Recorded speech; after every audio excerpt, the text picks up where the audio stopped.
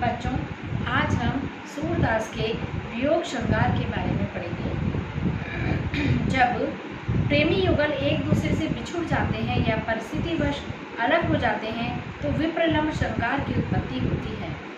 ऐसी स्थिति में संयोग क्षणों की समस्त स्मृतियाँ विरह प्रसंग को और अधिक आकर्षक बना देती है। सूर सागर में जहाँ एक तरफ संयोग के सुखद क्षणों का चित्रण हुआ है तो वहीं दूसरी तरफ कृष्ण के मथुरा गमन के पश्चात की कथा वस्तु में वियोग प्रसंग का सफल चित्रण हुआ है। संयोग क्षणों की अपेक्षा सूर को वियोग क्षणों के पदों में अधिक सफलता प्राप्त हुई है। जब अक्रूर कृष्ण को रथ में बिठाकर मथुरा लेकर चले जाते हैं तो गोपियों के ऊपर वज्र का पहाड़ टूट पड़ता है। कृष्ण कुछ दिनों पश्चात मथुरा वापस आने के लिए कह कर गए थे, किंतु जब आने की अवधि समाप्त हो जाती है तो गोपियाँ ग्वाल बाल, राधिका, यशोदा, नंद आदि अनंत विरह में डूब जाते हैं। कृष्ण के वियोग में दिनों दिन गोपियों की विरह वेदना बढ़ती जाती है।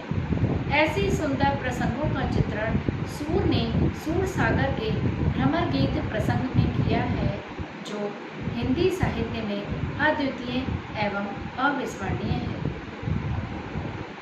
बिंदु है भ्रमर गीत प्रसंग में व्यक्त सूर के विरह वर्णन का स्वरूप। जब कृष्ण के द्वारा भेजे संदेशवाहक ज्ञान के प्रतीक उद्धव ब्रजमंडल आकर गोपियों को कृष्ण के प्रेम के स्थान पर योग और निर्गुण ब्रह्म का ज्ञान देना प्रारंभ करते हैं तो उस समय गोपियों की विरह वेदना उद्धव की ज्ञानमयी बातें सुनकर और अधिक बढ़ जाती है।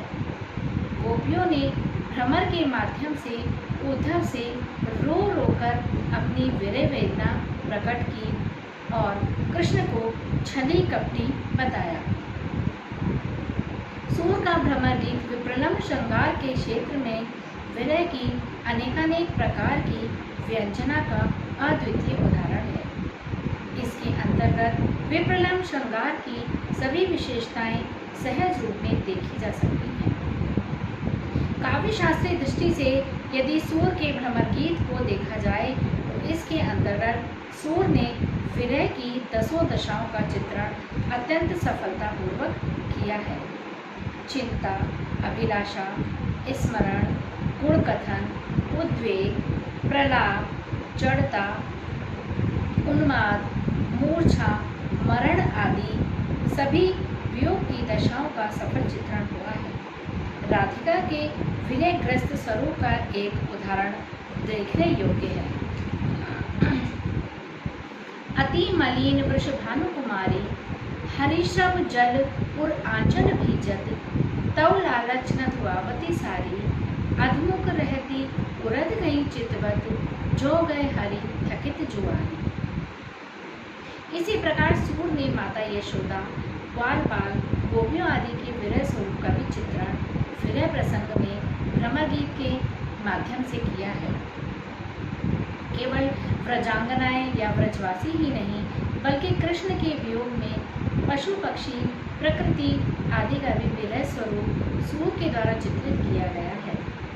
जो गाय या वृंदावन कृष्ण के संयोग समय में अत्यंत प्रसन्न और हर्षयुक्त दिखाई देते थे, वे सभी कृष्ण के अभाव में बेहद दुखी हो गए हैं।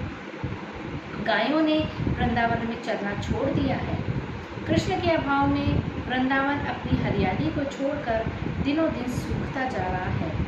गोपियाँ मधुवन को संबोधित करके कहती हैं, मधुवन तुम कत रहत हरे, विरह वियोग श्याम सुंदर के ढाड़े क्यों न चले। अगला बिंदु है विरह के माध्यम से गोपियों के प्रेम की एक निश्चितता का परिचय।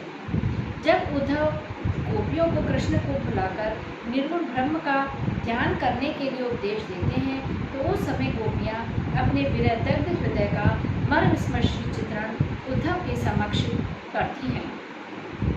स्वयं कृष्ण में अपने प्रेम को एकनिष्ठ बताती हैं। यद्यपि गोपियों का शरीर विरह वेदना की अधिकता के कारण दिनों दिन क्षीण होता जा रहा है। उनके हृदय रूपी सागर में उमड़े हुए आंसू नेत्र के माध्यम से बहकर गोपियों के हृदय में व्याप्त कृष्ण के प्रति सच्चे प्रेम को प्रकट करते हैं। और गोपियाँ उद्धव को संबोधित करके कहती हैं, उद्धव मन नाही 10-20, एक हु तो सो गयो श्याम संग को आराधे ईस। अगला बिंदु है उपालंब के माध्यम से गोपियों के विरह का चित्रण। गोपियों के विरह का चित्रण सूर ने उद्धव के समक्ष नाना प्रतीकों तथा उपालंब के माध्यम से प्रस्तुत किया है। गोपियाँ कृष्ण को उपालंब देकर उनके प्रेम को छल कपट से युक्त बताती हैं और अपने कृष्णमय जीवन की झलक प्रस्तुत करते हुए विरह वेदना की अभिव्यक्ति करती हैं। उदाहरण के लिए कुछ पंक्तियाँ देखने योग्य हैं। उधो व्रज की दशा निहारो, ता पीछे ये सिद्धि आपने जोग कथा विस्तार। निष्कर्ष रूप में हम ये कह सकते हैं कि सूर के साहित्य में श्रृंगार के संयोग और वियोग दोनों पक्षों का सफल चित्रण हुआ है। हम देखेंगे कि जहाँ सूर के संयोग में हास परिहास रास विहार का चित्रण हुआ है, तो वियोग के क्षणों में नंद यशोदा गोपी ग्वाल बाल आदि के विरह स्वरूप का अत्यंत आकर्षक एवं हृदय स्पर्शी चित्रण हुआ है। भ्रमर गीत प्रसंग तो इनके वियोग श्रृंगार का अक्षय भंडार है, जो हिंदी साहित्य में अद्वितीय एवं अविस्मरणीय है। बच्चों, आज हम सूरदास के श्रृंगार के संयोग पक्ष के बारे में पढ़ेंगे, क्योंकि सूरदास को श्रृंगार रस का सम्राट कहा जाता है। हिंदी साहित्य के भक्ति युगीन कवियों में सूर को श्रृंगार रस की दृष्टि से रसराज और सूर के सूर सागर को रस सागर कहा जाता है।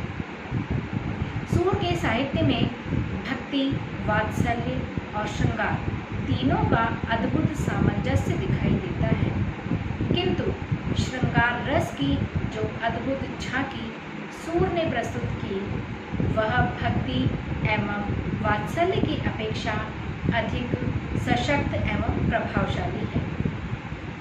यदि श्रृंगार रस का रस राजत्व कहीं दिखाई देता है, तो वह सूरदास के सूर सागर में।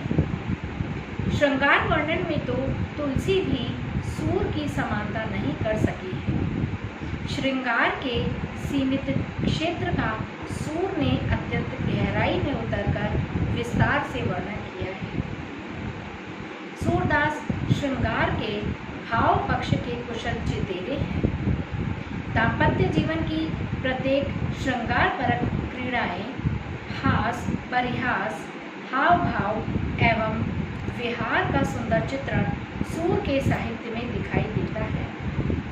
कृष्ण और राधिका के माध्यम से सूर ने अपने सूर सागर में संयोग और वियोग दोनों का सुंदर चित्रण किया है।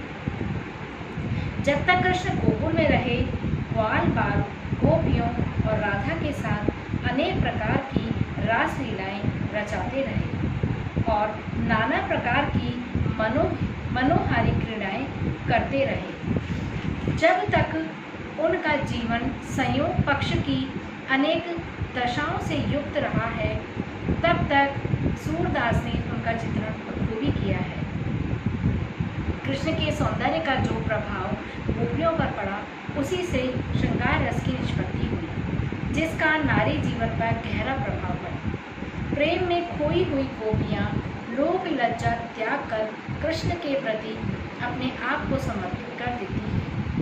यही संयोग रस का अद्भुत सामंजस्य है।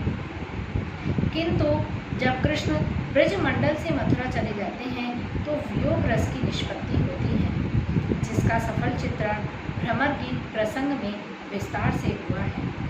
अतः यहाँ पर संयोग और वियोग दोनों पक्षों का वर्णन अपेक्षित है, लेकिन आज हम केवल संयोग श्रृंगार के निरूपण के बारे में अध्ययन करेंगे। जब कृष्ण बाल्यावस्था से किशोरावस्था में कदम रखते हैं, तो उस समय उनकी सभी बाल दशा की क्रियाएं व मनोभाव श्रृंगारिक मनोभावों में परिवर्तित होने लगते हैं। राधा और गोपियों के साथ रास रचाना, नाना प्रकार की क्रीड़ाएं करना, यही किशोरावस्था में एक दूसरे के प्रति आकर्षण बनता है। इसी आकर्षण से संयोग श्रृंगार की उत्पत्ति होती है। जब कृष्ण के साथ राधा और गोपियों का लंबे समय का सहचर्य एवं मिलन किशोरावस्था में भी सहज रूप में विद्यमान रहता है, तो वहीं दोनों के अंदर प्रतिभाव को जागृत कर देता है। राधा और कृष्ण का जब प्रथम मिलन किशोरावस्था में यमुना नदी के तट पर होता है, तो यहीं से दोनों के मन में प्रतिभाव की जागृति हो जाती है और राधा कृष्ण के प्रेम में आत्मविभोर हो उठती है। और वो कृष्ण भगवान और राधा के बीच जो संवाद का वर्णन किया है वो इस प्रकार है। पूछत श्याम कौन तू गोरी, कहाँ रहती काकी तू बेटी, देखी नाही कबहु ब्रज खोरी। राधा जवाब देती है, काहे को हम ब्रजतन आवत, खेलत रहत आपनी पौरी। सूरदास प्रभु रसिक शिरोमन, बातन पुरई राधिका बोली। अगला बिंदु है विभिन्न लीलाओं का वर्णन। कृष्ण ने ब्रज मंडल में राधा और गोपियों के साथ अनेकानेक लीलाएं की हैं। दान लीला, मान लीला, चीर हरण लीला, माखन लीला इत्यादि। लेकिन इन सभी लीलाओं में श्रृंगार रस की ही निष्पत्ति हुई है। जैसे शरद काल के समय, वसंत के समय रास का रचाना गोपियों के प्रेम संबंधों का अनूठा संगम है। जब कृष्ण रास रचाने लगते हैं तो गोपियाँ अभिन्न होकर कृष्ण में समाहित हो जाती हैं। जैसे घन दामिनी दामिनी घन अंतर, शोभित हरि ब्रज भामिनी। अगला बिंदु है सौंदर्य चित्रण। श्री कृष्ण के किशोरावस्था के अतुलनीय सौंदर्य का चित्रण सूर ने अपने सूरसागर में किया, जिसका स्थायी प्रभाव गोपियों पर पड़ता है। मयूर पंख का मुकुट, वैजंती की माला, पीतांबर वस्त्र, काले घुंघराले बाल, कृष्ण की चंचलता, मंद मुस्कान आदि से प्रतीत होता था कि जैसे कृष्ण साक्षात कामदेव के अवतार हैं, जिसे देखकर गोपियाँ कृष्ण के अंग प्रत्यंग पर अपने आप को न्यौछावर कर देती हैं। एक उदाहरण देखिए। देखी स्वरूप सकल गोपीजन, रही निहारी निहारी, तदपि सूर नरकसी न शोभा, रही प्रेम पचिहारी। इस प्रकार हम देखते हैं कि सूरदास ने श्रृंगार वर्णन का संयोग पक्ष का जो चित्रण किया है वो अद्भुत है, अतुलनीय है और हिंदी साहित्य की एक समृद्धशाली परंपरा को आगे बढ़ाता है।